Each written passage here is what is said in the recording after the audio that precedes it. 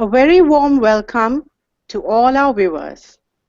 Today's Education on Air features a very highly respected attorney and principal of the nationally known financial consulting, the OJM Group.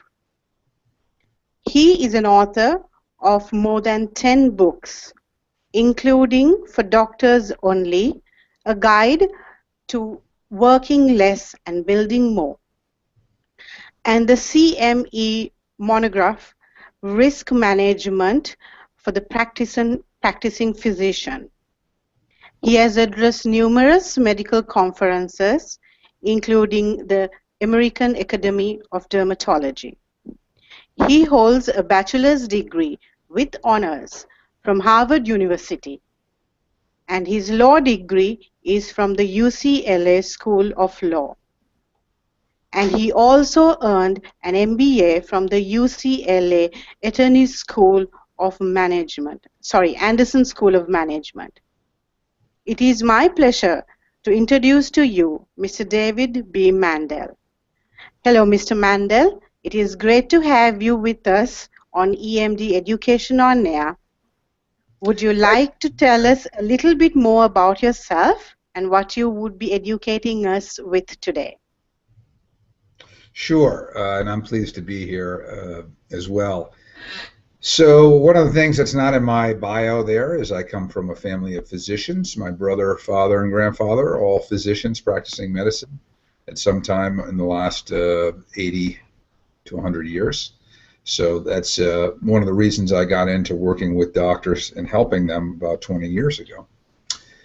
Today we're going to speak about being more financially efficient and how physicians in private practice, and one of the good things about dermatology is that most dermatologists are in private practice and in smaller practices in terms of number of physicians.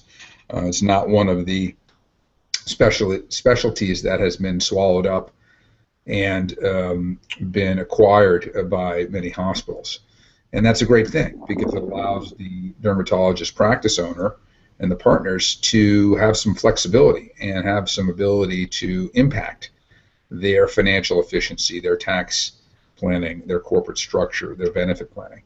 So that's what we're going to talk about today, how to keep more of what you earn. Taxes are higher than they've been in the last 30 years. And on the federal and state basis, expenses are up as inflation every year typically sends them up.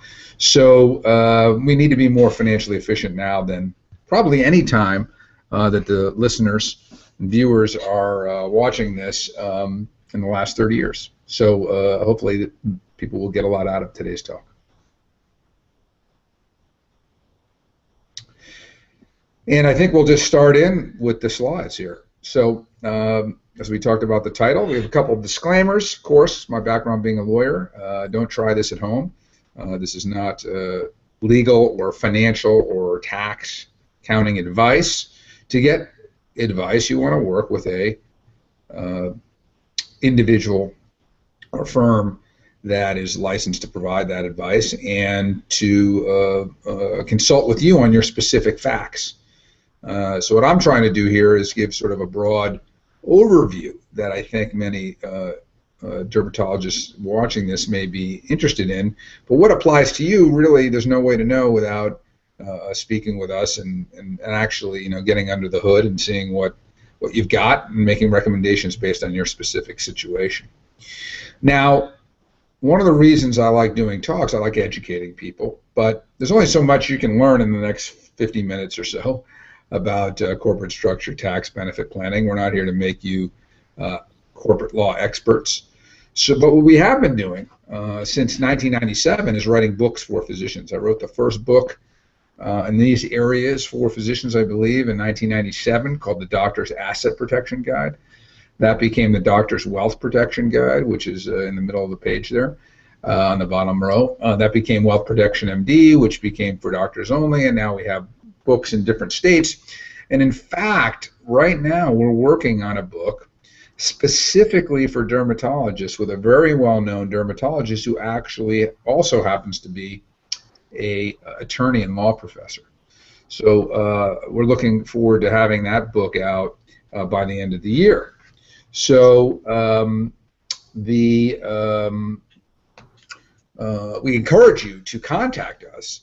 And even though that book is not quite ready, we certainly could give you any of the rest of these books, including the CME piece that the introduction covered, the risk management for the practicing physician, which is good for 5.5 Category 1 credits in every state and every specialty. But we could also get you on a preview list, so when the book for dermatologists comes out, we can get you that right away. And all of these books, all of these materials are free. So we want to educate clients, and hopefully, you know, some of those clients give us a call and we can end up working with us. So certainly, if you're watching this, and even if you don't get to the end of it, make sure you contact us to get some of that free material. So today what we're going to cover is the state of taxes, ideal corporate structure for the practice and other related entities, how to reduce taxes, benefit planning, and one particular topic, captive insurance companies. So first, some perspective on taxes, and I think this is important.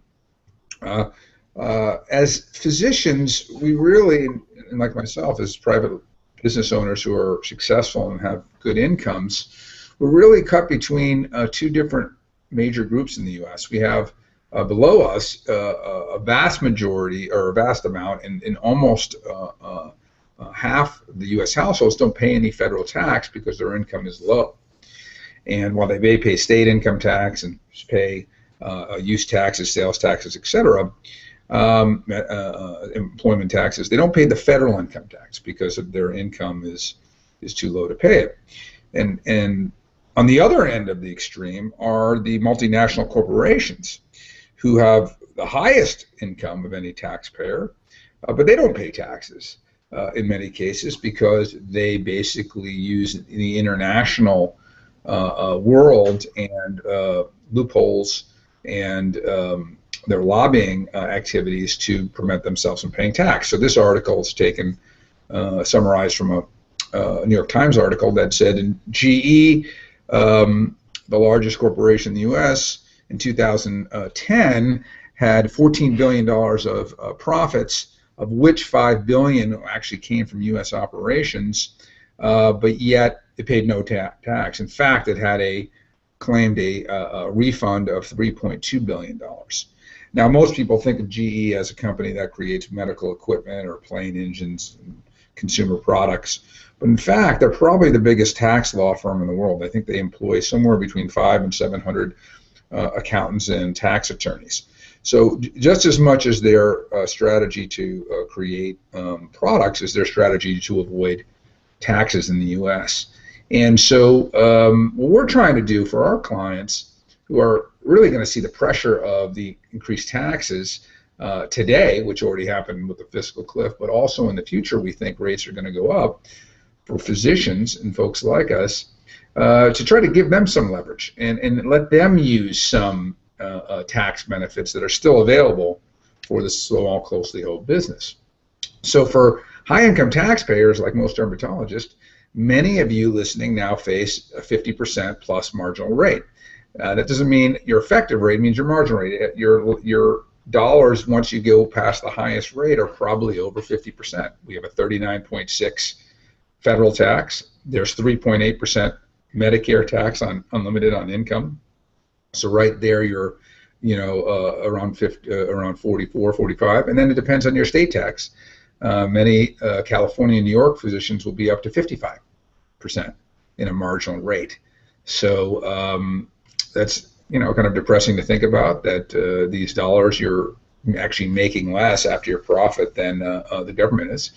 But even capital gains and dividend taxes, which is on the investment side, which we're not going to talk too much about today, are up somewhere between 23% and 35 plus for high-income taxpayers, even on your investments and dividends.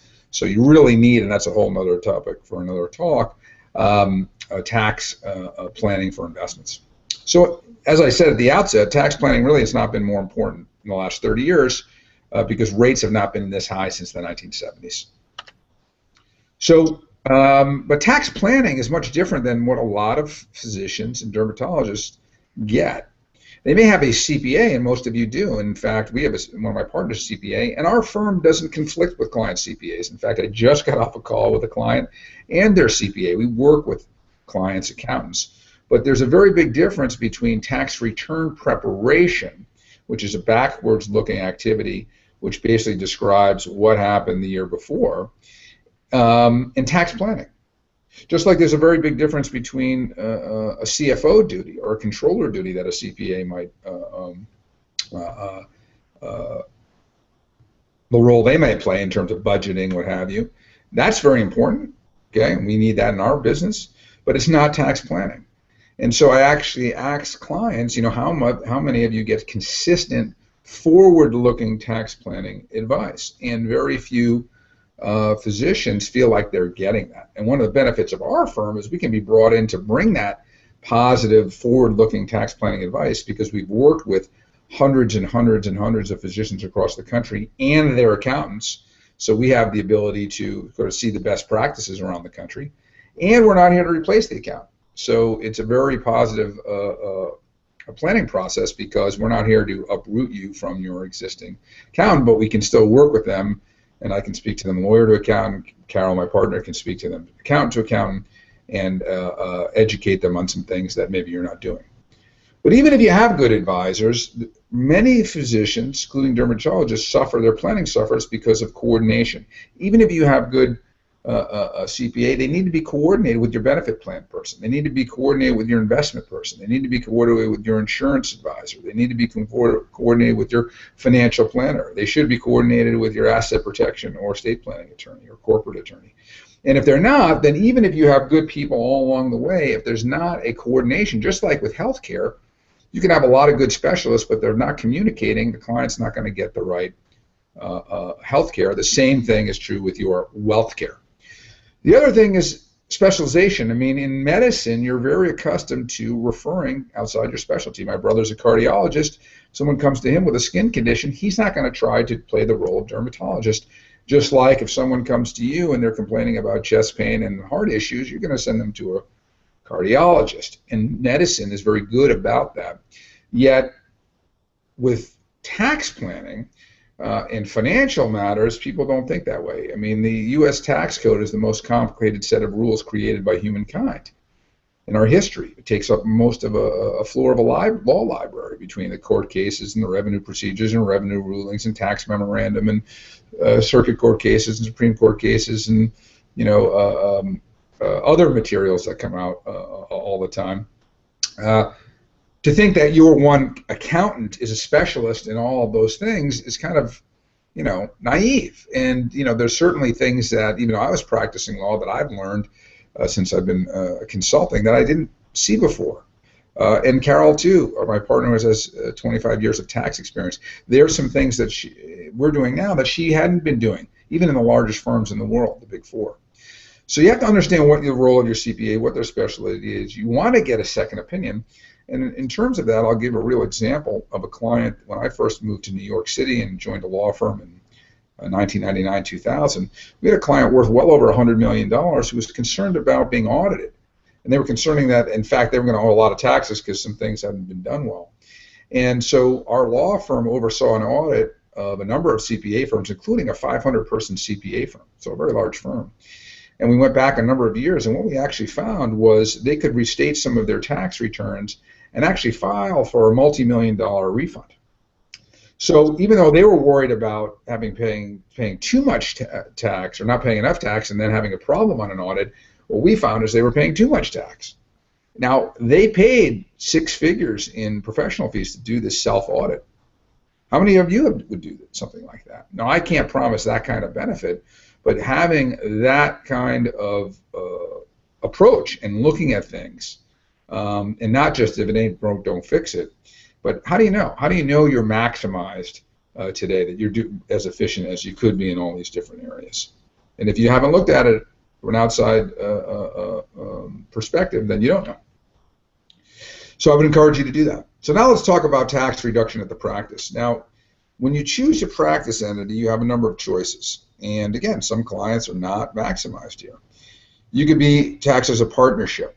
generally don't recommend that in a medical practice. You could be taxed as a proprietorship, which is of no income, no entity whatsoever, which has a terrible asset protection point of view. Both of those do, partnerships and proprietorships. Now, we're not talking about asset protection today, about tax planning.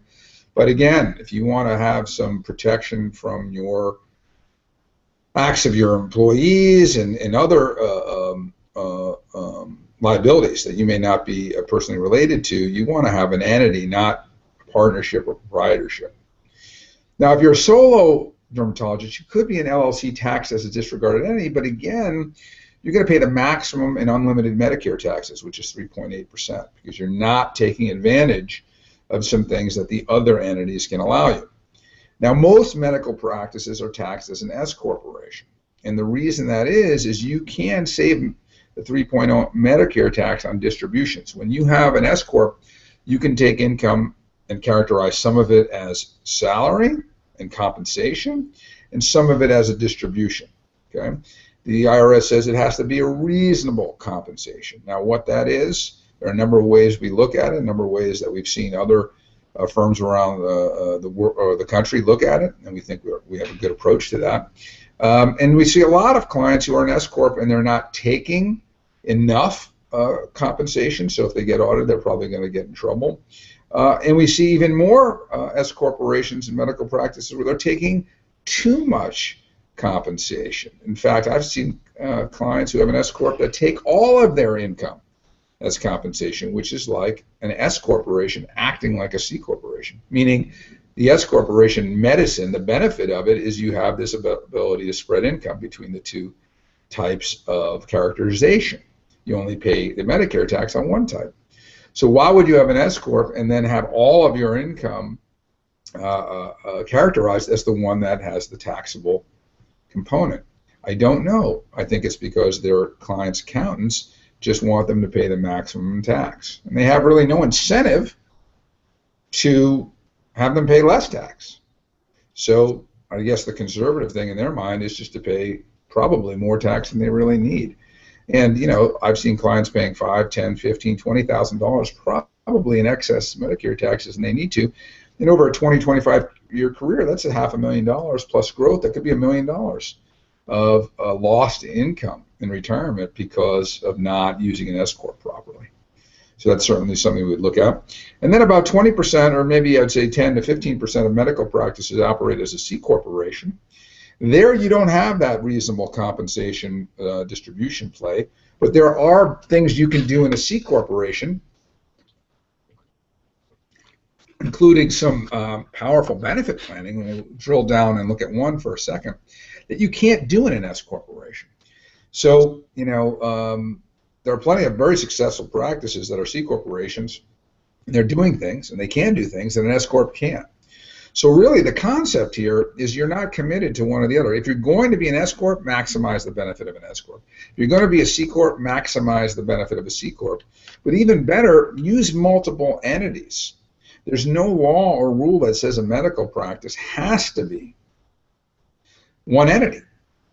Okay, you could have an entity for real estate, you can have an entity for billing, you can have an entity for marketing, you could have an entity for the management of the practice, you could have an entity for the practice itself, the professional entity.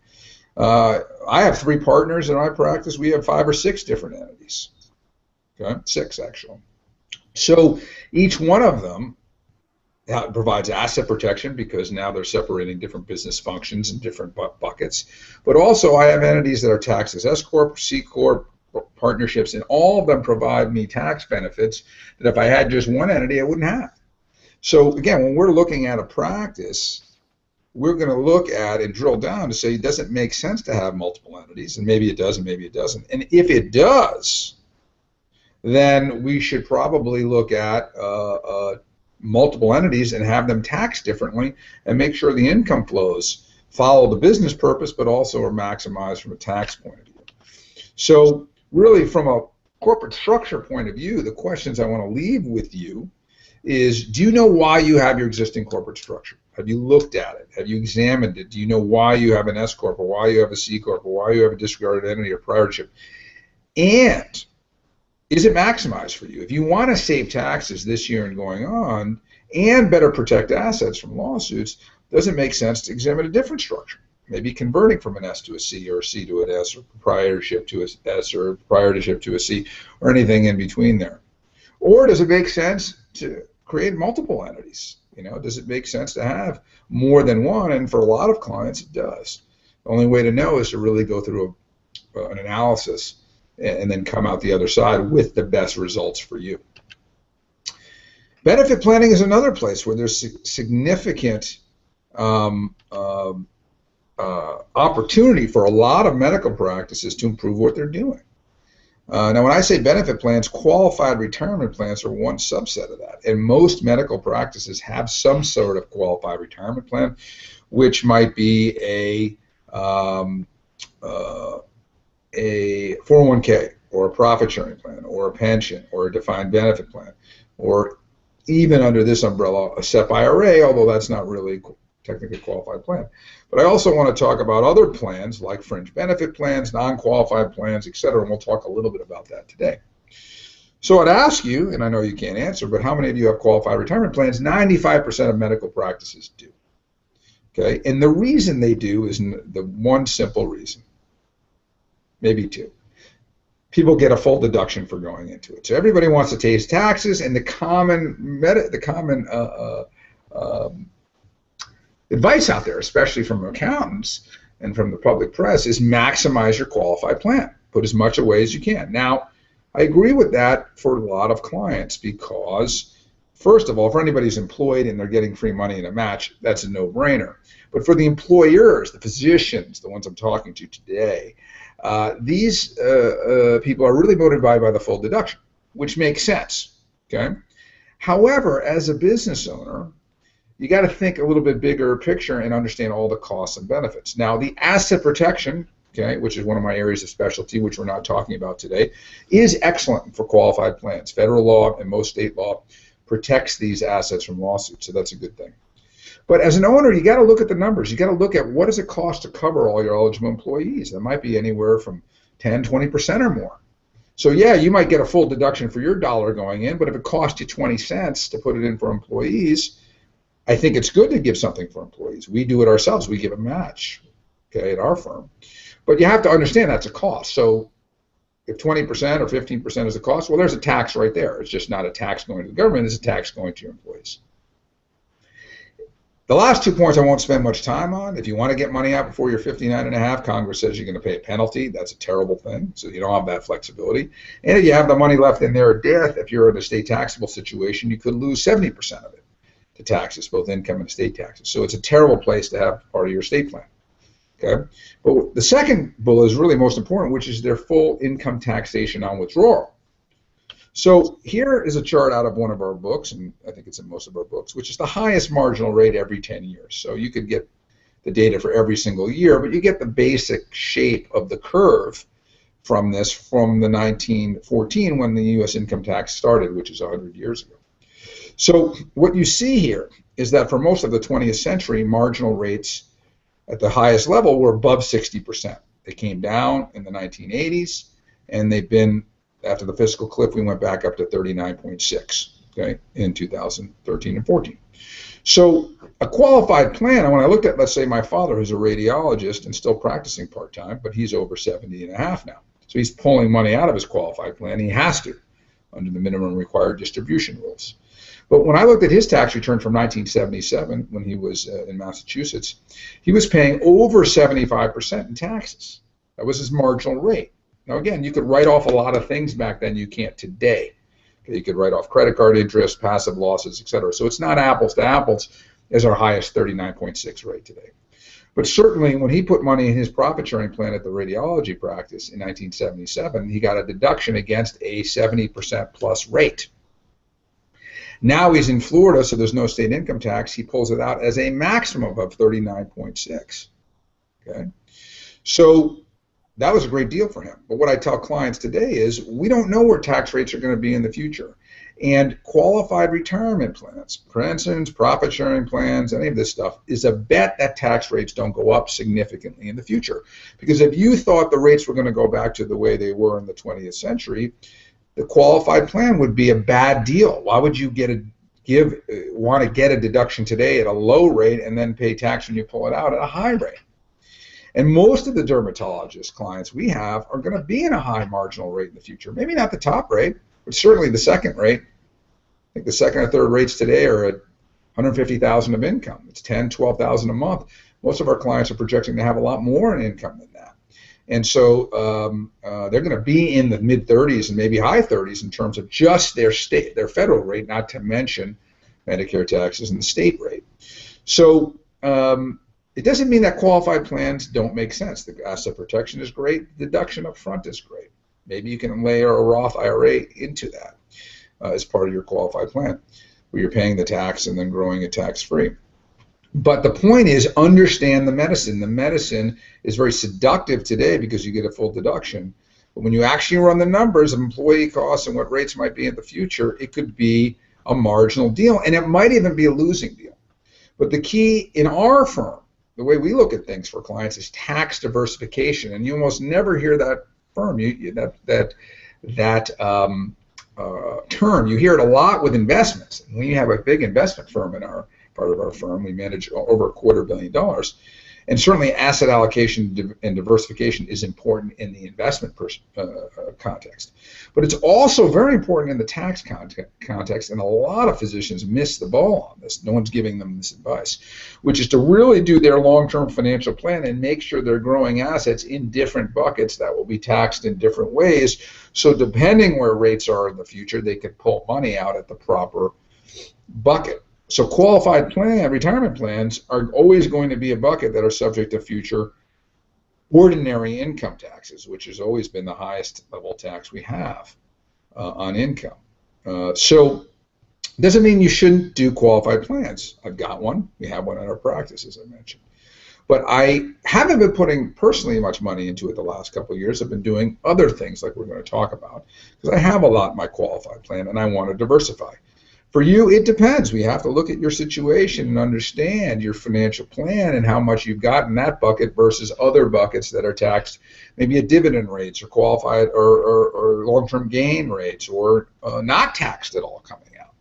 One plan we're going to talk about you don't pay tax. Coming out like a Roth IRA is another one. So if you're going to do a qualified plan, maximize what you can do, maximize its efficiency, how much you can put in versus employees. And that means a review of your plan. Maybe it makes sense to have a combination plan, half partially defined contribution, partially defined benefit plan. A lot of physicians could be benefiting from that, but they don't have it in place. Okay? They haven't looked at it. They haven't reviewed it. They haven't gotten a second opinion on it in years. Now, there are other benefit plans out there, non-qualified plans, which might make sense for some kind of keeping handcuffs on some younger physicians in a group. We're not going to talk about that today, but that could be beneficial. Fringe benefit plans, and there's a whole host of fringe benefit plans that the IRS gives out in their brochure 15B and describes it. And this is one of the fringe benefit plans that's described in publication 15B by the IRS, which is a fringe benefit plan under a particular section of the code. This can be done in addition to your qualified plan like the 401k pension profit sharing plan. We have practices that put over $100,000 per doc into this, and certainly if you have a small practice, it can go up to $100,000 per physician. It's a great hedge against your qualified plan and against future capital gains taxes because it grows tax-free and comes out tax-free. But what it doesn't do is go in with a full deduction. It only goes in with a partial deduction. Okay? So if you think about a qualified plan on one extreme where you get a full deduction going in, but you're going to pay full taxation on the way out, you think about a Roth IRA on the other extreme where you get no deduction going in, all after tax, but you pull it out tax-free, gross tax-free and pull it out tax-free. This is in the middle where you get a partial deduction.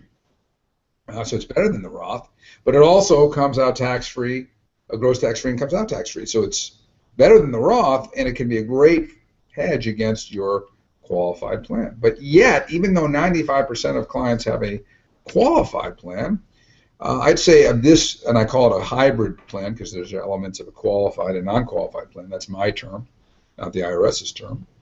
IRS calls it a fringe benefit plan. That very few, less than 2%, have this plan in place. Okay? maybe 10% in some way, but less than 2% in a significant way. Now, what I also like about it is we have very good guidance from the IRS from 2005, almost 10 years ago. They came out with a revenue procedure that says this is exactly how this tax treatment is. But what's important here, and you can see it in caps, is that this plan is only available to be used by a medical practice where you have owners participating if they're a C corporation. And I said before that about 10%, 15% of medical practices are taxed as C corporations, and that 85, 90% are not. So that means that 85 to 90% of medical practice, and probably most of you listening to this, the dermatologists listening to this, don't have a C corporation. So at this point, because of your corporate structure, you can't even put it in place if you wanted to, and it's probably why you'd never heard of it. So the corporate structure impacts your benefit planning. Okay. Now let's look at, just drill down for a second to look at how powerful this plan can be. Okay. This is a real client of ours, 53-year-old male physician, doctor, I should say, in California.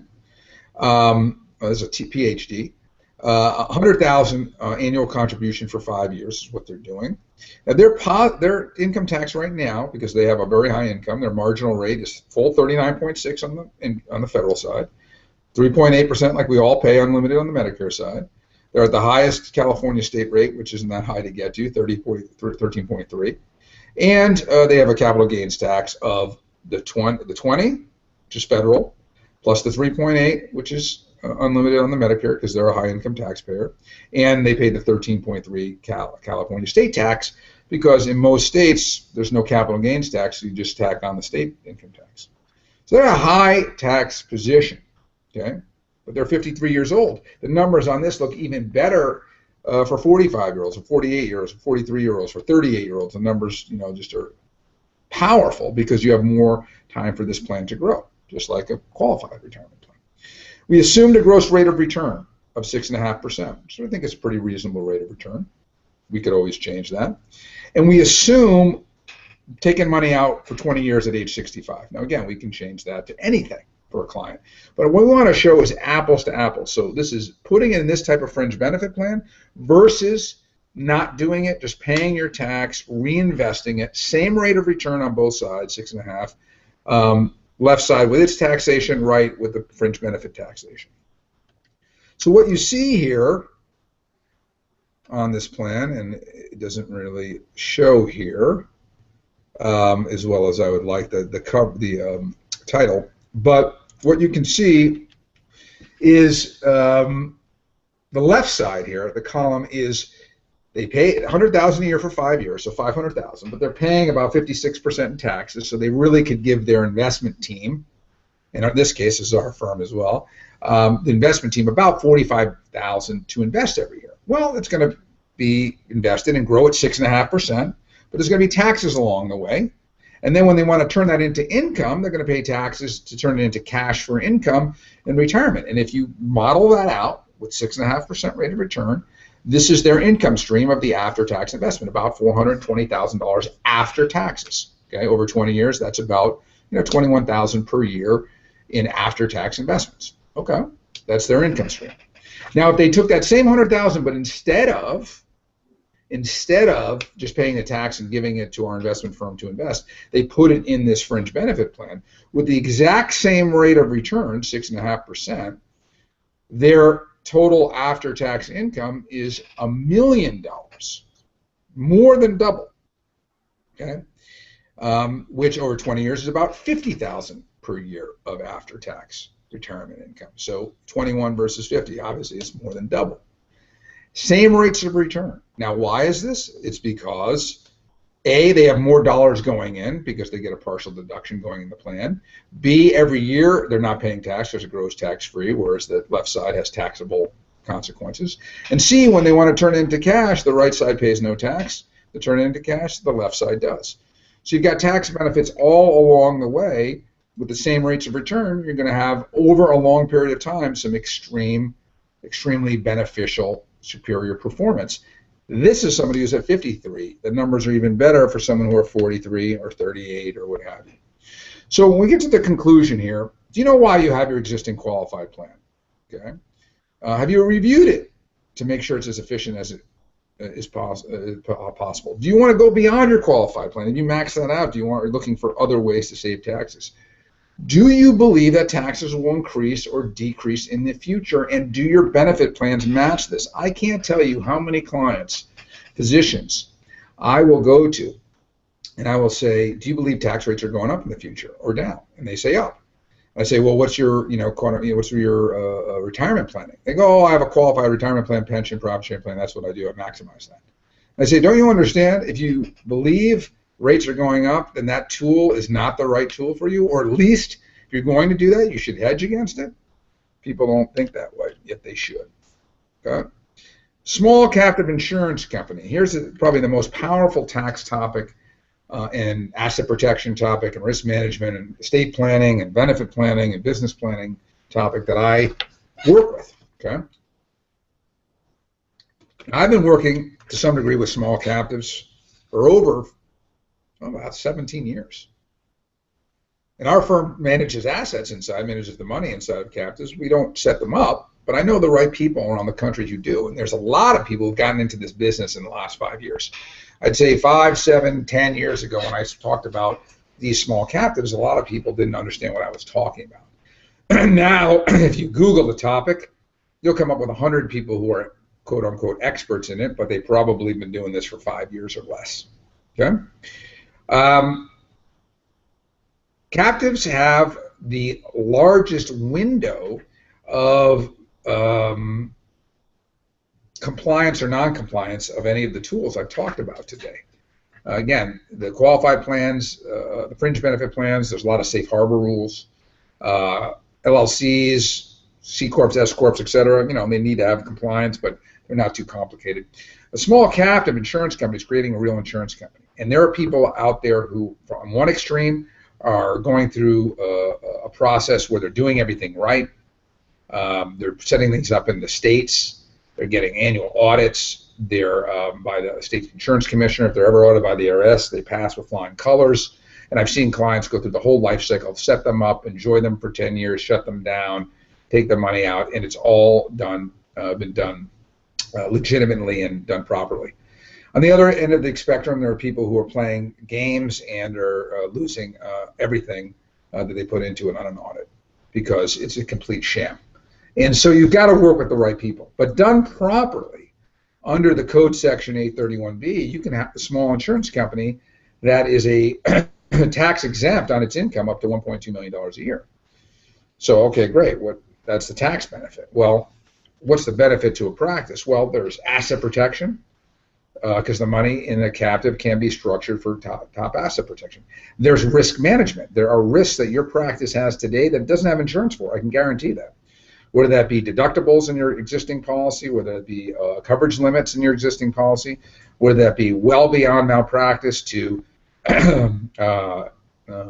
payer audits, Medicare audit defense, HMO or insurance company audit defense, sexual harassment defense, wrongful termination defense, economic type claims, loss of a key contract, loss of a key employee, lots of different risks that you probably don't have insurance for today. You can have a captive to write insurance for that. And you can also, it's an asset because, if it's run profitably, you can accumulate significant dollars, millions and millions of dollars in that. And it can be part of your wealth plan to retire. It also can be part of something that a younger doc can buy into when they buy into the practice. So you can exit partially that way. Think of it like a building where you're paying rent to a building. You deduct the rent, but the rent is taxable to the LLC, let's say, that owns the building. Here you can have, instead of rent, you're paying reasonably priced insurance coverage, insurance premiums. But under this code section, the captive does not pay tax on its first $1.2 million per year. So you have a potential tax benefit of hundreds of thousands of dollars per year. Okay? And again, it's got to be done right. It's in the code. There are lots of tax authority that the tax people follow to do it, but it's got to be done properly. So This is really, from a diagram point of view, pretty simple. Set up a captive. It insures the practice and maybe ancillary businesses for different risks. It has policies that are priced and written by attorneys and actuaries. And the practice buys those policies. So it pays premiums to the captive. The captive does not pay tax on those premiums because of its tax status. The practice deducts those premiums if they're reasonably deductible under 162. And there's your tax benefit. There's your structure. Same owners who own the practice can own the captive. Okay. What type of policies are written? Lots of different policies. And the attorneys and the actuaries and the insurance managers that we work with probably have 100 different policies. They work with different medical practices across the country. And so they tailor those based on your specific practice.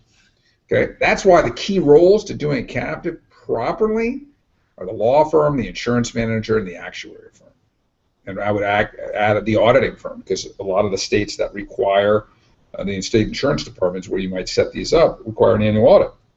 So those are the key firms. Our firm, OJM Group, we manage the assets. We explain benefit plans. We do all that. But the key work on this, it's kind of like, if you think of it like a trust, we're managing the assets in the trust, but the attorneys are the ones who have to make sure that the trust is operating properly. So I think, again, because I've been doing this and working with captives for 17 years, I've seen I know who all the players are in the marketplace. You know, I think we're only recommending our clients to people who I think are doing it conservatively, who've had positive experience in their audits with the IRS. I don't think they've ever had a negative result. And so, and they're doing this for hundreds of clients across the country, and they've been doing it for a while. So, small captives, does your practice have litigation, economic, regulatory, and other risks not covered by insurance? I know the answer to that. It does. Does your practice, and I have his spa, but it could be the practice by itself or related entities, generate $3 to $5 million in revenues? That's probably the small, the low end of thresholds. You need a practice that's generating at least $3 to $5 million in revenues to make it worthwhile, because captives are expensive. You know, you can expect to spend $70,000 to $100,000 to set up an insurance company, and probably $70,000 a year to maintain it. So you want to be a large enough practice that can justify getting the tax benefit out of it for spending the cost on that. But if you're interested in the tax, but not only the tax, the asset protection, the risk management, then recruitment and even exit strategy and wealth accumulation, then this is a tool that makes sense for you. So I'll talk for a minute about our firm and then turn it over to questions. We're a consulting firm, as the introduction mentioned. We have 1,000 clients in 48 states, physicians in every one of those areas. We're multidisciplinary, and I talked today really about tax planning and corporate structure. We have lots of clients we've worked with them on that. We have lots of clients we've worked on other areas where we are just looking at their investments, or just looking at their insurances, or just looking at their asset protection. My partners are, one's a CPA, one's an insurance and investment person, and my background's as a lawyer. So even our three partners represent that multidisciplinary approach. So we've got a consulting division, we have an insurance and benefits division, we have an investment division. And some physicians we're working with on all three, and some we're working with just on one. We can look at practice. We've come into a lot of dermatology practices, or we can work just on the personal planning, or we can work on both.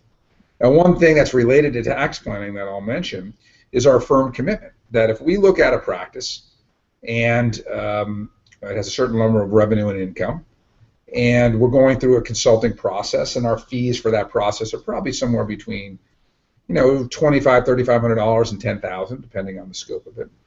But if we're looking at that process at a practice, we will make our firm commitment available, which says right in our engagement letter, black and white in writing, that if we can't show you at least 200% of our fee in savings, i.e. tax savings, or employee benefit cost savings, the kind of things we talked about today, if we can't show you at least double our fee in terms of savings, we'll refund our fee, all of it. So again, because we're licensed by the SEC, the Securities and Exchange Commission on investments, I can't say I'm going to give you a 200% return on your investment. I mean, I would get fined for that. So, but what we can say is that if we can't show you 200% of our fee in terms of tax savings, or cost savings. They won't refund the fee. Economically, very similar. So, and we can put that right in our engagement letter, black and white. So we want our clients to have the confidence when they're starting to work with us that they're going to get a real return on investment, a real ROI by working with us on the consulting firm. So if this sounded interesting to you, then I would certainly consider contacting us. And you would, even if you're just interested in a free book, happy to do that.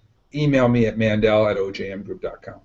Even if you're interested in a free consult and you want to talk to us about how we might work together, we always will talk with you multiple times without a charge to decide are we a good fit and how we might help each other. So if you're really serious about reducing taxes and being financially efficient, I don't see any reason why you wouldn't get some of our free materials. You wouldn't sign up for the list for our new book for dermatologists that's coming out at the end of the year for free, and you wouldn't contact us and come talk to us about what we might be able to do for you. So I encourage you to get the free books and have the free consult, and the best way to do that is just email me at mandel@ojmgroup.com.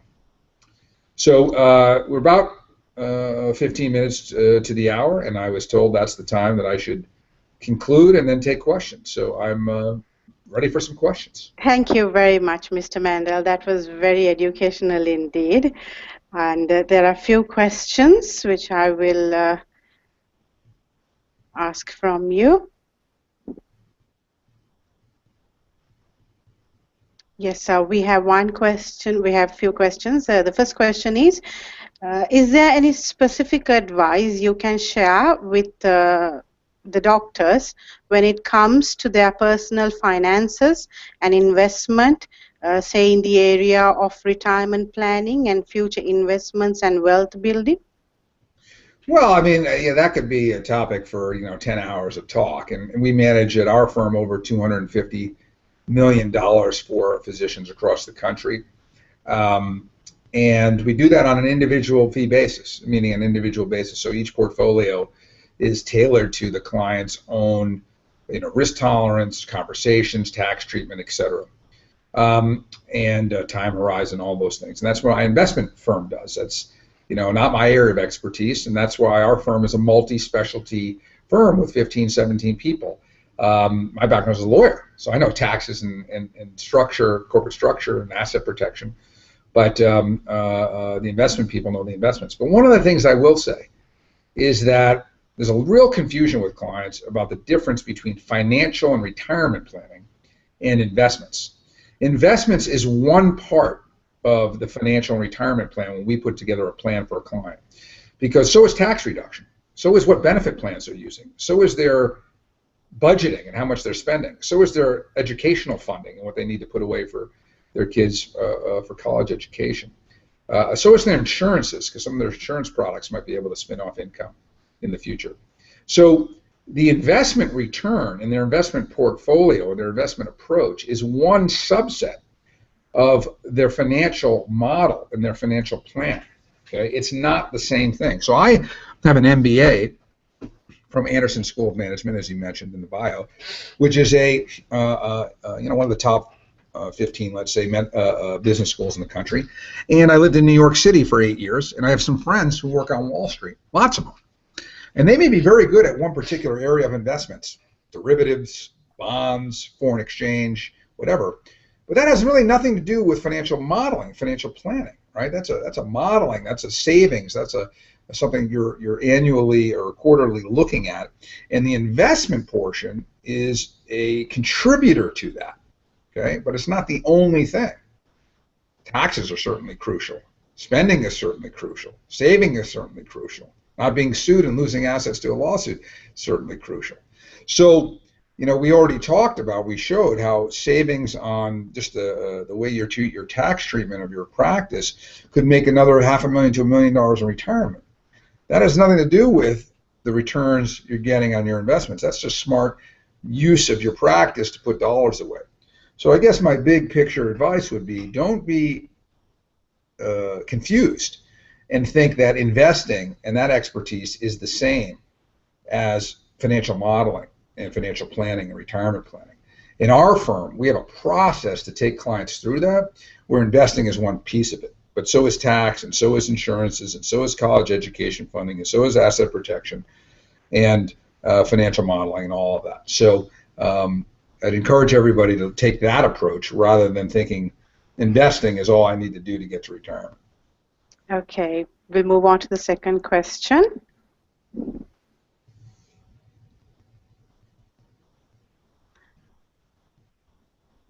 With regard to a doctor following the best practice on his or her asset protection and tax reduction, what is your best advice or key strategy you recommend? Well, again, it's a pretty general question. So I would say, the things we talked about today are a handful of all the different ideas that are out there. Certainly, there are plenty of clients who've come through our process who have some of these things in place, and there are plenty who don't because it didn't make sense in their circumstances. It would be sort of like asking a physician, what do you recommend for good health? I would say probably everybody would say exercise and eat right and get some rest. But beyond that, what I need, what medicine I may need for my situation would be completely different than my brother who has a different ailment. So, that's the power of individual planning. Certainly we write the books, and there's, the 10 books, 300 pages a book, 3,000 pages of material. There's some general ideas in there. There's some good things that a lot of clients should consider. But the only way to know what's right for a particular client is to dig into their particular situation. Okay, we'll go on to the third question we have received today. When a dermatologist looks into hiring a tax specialist or investment advisor for his or her practice and for their personal wealth management and building, what would you say are the top essentials that a tax finance expert needs to possess? Well, I think, it's sort of I talked to in the beginning, there's some different roles in that plan, meaning tax return preparation should be done by ideally a CPA. But a lot of CPAs aren't comfortable giving a lot of proactive tax advice. So in our firm, we work with a lot of clients and their CPAs. As I mentioned just before this webinar, I was on with a client, PhD, and along with their CPA about some things that we were suggesting. And I was on along with my partner, Carol, who's a CPA, and we were talking to them accountant to accountant about some ideas for the client, and they like some of them. And we're going to put those in place. So, I don't think you can get everything from one firm. Some clients like to think of our firm sort of as a one-stop shop because we have attorneys and CPAs and financial planners and investment people and people with masters in financial planning and certified financial planners and MBAs all in one practice. But even our firm works with the client's CPA and works with the client's attorney. So I think you can get a lot of financial, insurance, investing in one firm, like in a firm like ours from a multidisciplinary point of view, but they're going to want to interact with the tax and legal people locally. So I think too many physicians, unfortunately, have 8 different people. They have an insurance guy, and then they have an investment person, maybe 2, and then they have a corporate attorney, and then they have an estate or asset protection attorney, and then they have a CPA, and then they might also have a benefits plan person doing the benefit plan of the practice. So now you're talking about coordinating 7 or 8 people, and my guess is they never get them all on the phone at one time, and they've never all met in one room. And so now it's up to the doctor to sift through the different advice from different people and try to coordinate it. And that's when things just fall through the cracks. It never happens. So, I don't think it's finding one. I think it's finding 2 or 3 firms that can do it, coordinate it, and quarterback it. And that's a big role that we play for our clients. I see. Thank you. And let's move on to the fourth question. Yes, and it's a word of wisdom you want to impose on our doctors so they may choose wisely and well on their finances and taxes? Well, I would say to get educated, and this is the beginning of that process. I would encourage them to get the free books, as I mentioned. certainly have a consult with us, and we have a free newsletter that goes out every month, and they can sign up for that. And go to our website, ojmgroup.com. There's a lot of articles and free information on there. And get educated, because it's important. I mean, if people want to get to their retirement on their terms, and they need to take a proactive role and work on their financial lives, not just in their financial lives. Okay, thank you very much, Mr. Mandel. Those are the questions we have today, and you have been totally educated to us today. Thank you very much, Mr. Mandel, for your time.